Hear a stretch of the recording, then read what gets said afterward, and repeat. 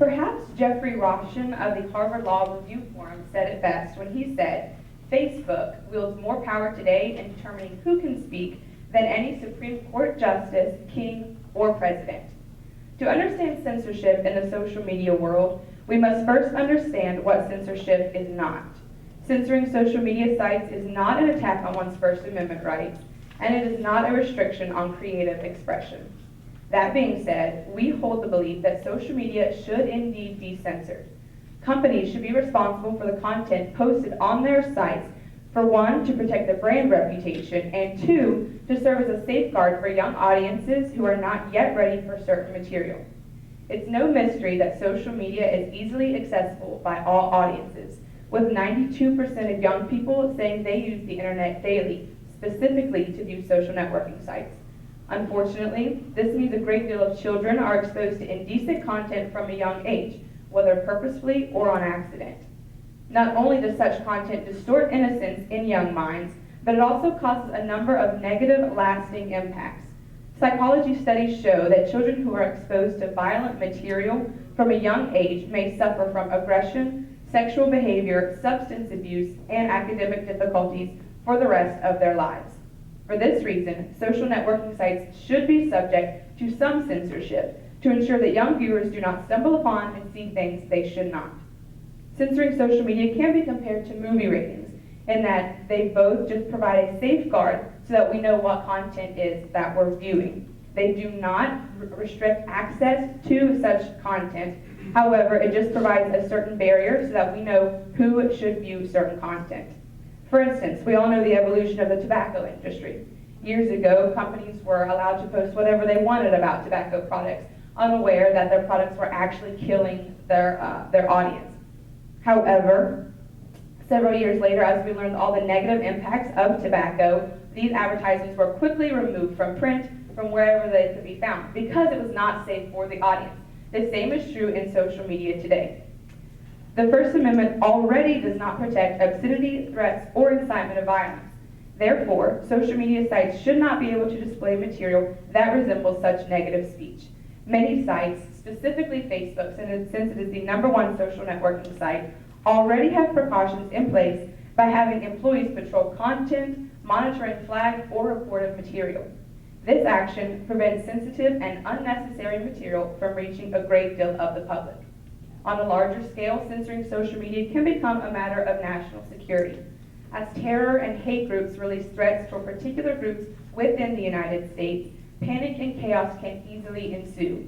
However, if such threats, whether they're videos or hateful words or images, are caught soon after publication or before, Americans are protected from unnecessary panic and outrage. The bottom line is this: social media is a platform for creativity and expression. It does not give permission to users to use speech or images that are hurtful, graphic, or explicit in nature. We are only users of the pages provided. Therefore, we must submit to their rules and regulations of appropriateness and what we can view as a public. Thank you. All right, team 4, your opening argument. What was the last thing that you shared on social media? Do you love watching cute kittens pat a yarn ball around and just had to tag your mom? Do you agree with a certain politician and just had to comment on the most recent debate? How do you feel about the murder down the street? Are you scared? Do you want to post about it online? Too bad. When social media is censored, you cannot post any of this content. Your content can be taken down without consent and you can be punished. What would it be like to live in a world where using words like freedom, hate, or even the word salt would be flagged by the government and you will be deleted from social media, fined, or even jailed? Where does the line get drawn when one media post is censored? Those cute cat videos and those of Obama singing "Call Me Maybe" would not be allowed. The cat video would be censored for animal protection reasons. President Obama's video would be mocking the president, and your opinion is not likely what the government wants you to say, so therefore your debate comments and shared videos would disappear. How is this possible? Take a look at your handout and see for yourself. Good morning, my name is Bethany Kinder, and today you will agree that social media should not be censored. Thanks to the First Amendment, we are guaranteed the freedom of expression by prohibiting Congress from restricting the press or the rights of individuals to speak freely. When someone signs up for social media, they are agreeing to terms and conditions of these private entities, such as what Molly touched on, like violent, discriminatory, unlawful, hateful, or pornographic material. To a reasonable person, as many communication laws state, these items are those that average people like you and me just know not to post. But should we have the option to express ourselves otherwise in our opinions outside of these items? Yes, we should. The slippery slope of censorship is the one that cannot be stopped. Once content other than that which is dangerous or violent is censored, the chilling effect is possible to occur within regular individuals like you and me. We do agree that guidelines in place, such as the violent and pornographic posting, should continue to be prohibited. However, more than 60% of Americans get their news on Facebook or Twitter, and that number is growing. When social media is censored, this news may also be censored. Once the government intervenes and begins telling people what they can share, what is the point of having troops fight for our freedom? Social media has been a huge asset in fighting terrorism and catching criminals. Since the rise of ISIS, the White House has placed a team together to monitor social media and large followings of popular hate groups. Though the groups have the freedom to speak if their actions are violent or if someone's on the run, social media can help track these actions. In addition, those leaning towards the side of censorship could argue that children should not be exposed to content that isn't censored. However, in psychology, desensitization is defined as diminished emotional responsiveness to a negative stimulus after repeated exposure to it. 90% of movies, 68% of video games, and 60% of TV shows have shown depictions of violence, nudity, and disturbing content. 84% of American children are exposed to over 3 hours of this type of media every day. So shouldn't they be taken away from media altogether if this is the case? This effect is more prevalent now than ever. We as a society are not as alarmed by things that bothered us 20 years ago. When children play violent video games and see this content, they absorb this. So if social media content should be censored, shouldn't we start cracking down on every single show or video game we watch? No more Call of Duty and no more The Walking Dead. And who would censor this content? What if someone liberal is monitoring something that may be more conservative? This content would just continue to be censored. Alan Jenkins said it best: censorship in any form is the enemy of creativity, since it cuts off the lifeblood of creativity ideas. We cannot prevent the expression of opinions, ideas, and innovation that begin on social networking sites. Freedom cannot be infringed upon, and our responsibility is to advocate for those who cannot speak for themselves. Thank you. Okay, team 3, your 2-minute rebuttal. Let me first start by reiterating something that Molly said. When she said censoring social media sites is not an attack on someone's First Amendment right. and Talking it to is the not- mic. Mike.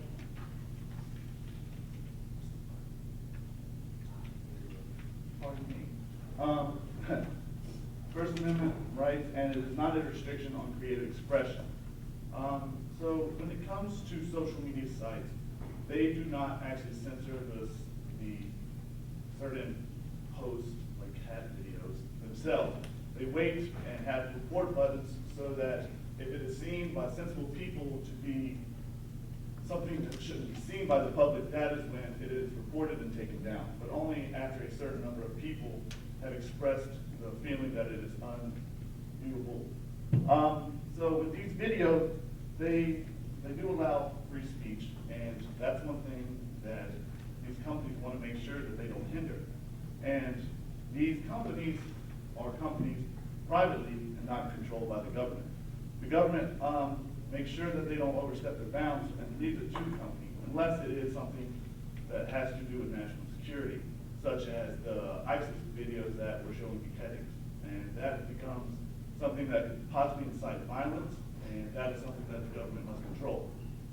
And with respect of seeing things too much, that is where parents come in and also the 30 report button. seconds. If these things are viewed and seen as something that they don't need to see, parents have the right to step in, as well as your public, and say that they don't want to see this, and they can report it, and that's the easiest thing that social media has. Team 4, your rebuttal. Alright, businesses fear that negative comments on social media can cause them to be defamed, but that is the risk that comes with anyone who uses social media. The opinions expressed by individuals on social media can show businesses in a negative light. The question then comes as what type of commentary should be censored. When a person's personal opinion is removed, what comes next? Where is the line drawn? Social media has a huge asset to businesses because it allows them to advertise to a target market and reach the people they want to. And it provides personal feedback to customers. A business can then take those comments on social media and use it as constructive criticism on ways to improve their business. I actually went through the social media contracts of Facebook, Instagram, and Twitter, and something interesting I found on Instagram was they said that if you don't like the content that's being put out there, you can just block the person. You don't have to report it. Also, touching on children, desensitization is something that's very prevalent in our society today. It's where we are seeing more violent images, everything like that. And due to this, children are becoming more able to absorb it, and they're becoming less sensitized to all the stuff like that. And then touching on terrorism really fast, YouTube has clear policies also that if 30 seconds. hate speech is said, they will take the video down. And it helps to track terrorism and everything like that. So. I guess just to finish for 15 seconds, it is our human right to post what we want to post online, and the government should not tell us and infringe upon our freedom of speech, and that's basically what we're arguing here. Okay, team 3, concluding remarks. All right, so to conclude, can everyone hear me? Okay. Material posted on social networking sites and apps should be subject to censorship due to the simple facts of precaution and security. Our national security does not need to infuse a matter of panic amongst the American civilians because we aren't taking preventative measures to censor things like enemy threats against the United States. Furthermore, we have a responsibility to our children to protect them from sensitive content in order to help prevent early exposure that may lead to such things as sexual behavior, abuse, and lower academic levels. Social media in today's day is becoming so popular that it has actually been turned into a profession. So lower academic levels definitely will not help with that. We can even meet this from a global spectrum with considerations to such figures as celebrities and politicians who have a heavy influence with what they post online. This affects not only our culture, but other cultures as well. All right, team 4, your concluding remarks. Material on social networking sites should not be subject to censorship. We are granted the rights to freedom of speech and expression by the First Amendment. And with material that we censor, our rights are infringed upon. People on social media join as a way to communicate and express themselves. Their opinions are their own, and once they're censored, their content and their freedom of expression is taken away. Terms of use include the agreement to not post certain material. The freedom of speech and expression is our human right. If we follow the law and what we sign up for, other censors should not exist. Just as on other mediums such as television, video games, and even books, children are exposed to questionable content. Opinions should not be monitored. If authoritarian governments often shut down social networks, if democracy do the same, they can hardly preach to a dictatorship. In conclusion, social networking users have the right to constitutional freedom.